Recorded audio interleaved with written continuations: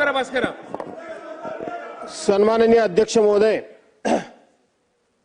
सरकारच्या वतीनं गृह विभाग, जलसंपदा विभाग, पर्यावरण, वातावरणीय बदल, सहकार, पणन व वस्त्रोद्योग विभाग, पाणी पुरवठा व स्वच्छता विभाग, पर्यटन आणि सांस्कृतिक कार्य विभाग हे या 6 विभागाच्या ज्या मागण्या आहेत त्या मागण्याच्या निमित्तानं मी आता एकत्रितपणे या विषयावर चर्चा करण्याकरता उभा आहे.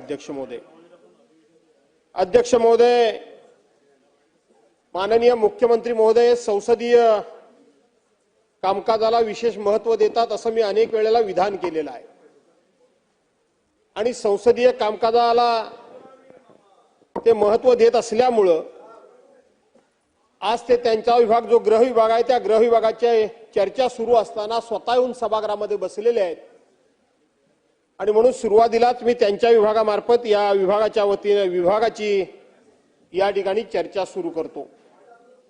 अध्यक्ष महोदय, आपण जर बघितलं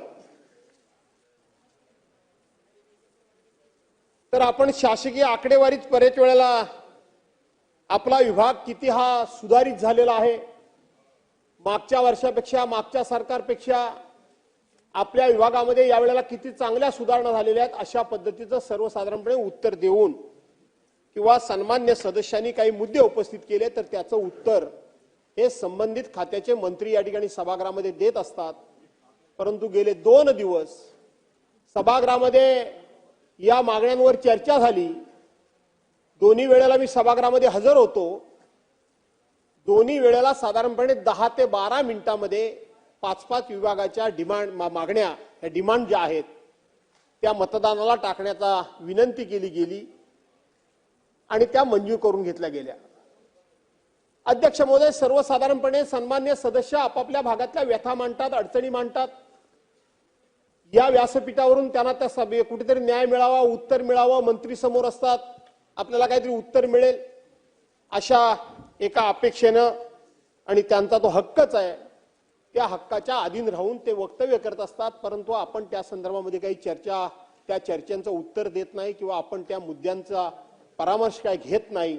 फक्त एवढे सदस्य बोलले एवढंच फक्त आपण म्हणतो आणि त्या डिमांड्स आपण मतदानाकरता टाकतो.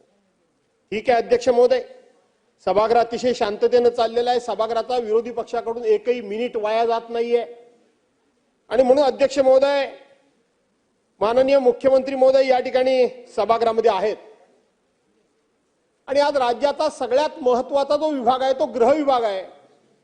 कारण या गृह विभागाच्या माध्यमातूनच या महाराष्ट्राची कायदा सुव्यवस्था, या महाराष्ट्रातल्या जनतेच्या मालमत्तेचं रक्षण, या महाराष्ट्रातल्या जनतेच्या जीविताचं रक्षण आणि या महाराष्ट्रामध्ये शांतता राबून या महाराष्ट्राची प्रगती, उन्नती जर व्हायची असेल तर महाराष्ट्र हा शांत असला पाहिजे, अशांत असता कामा नये.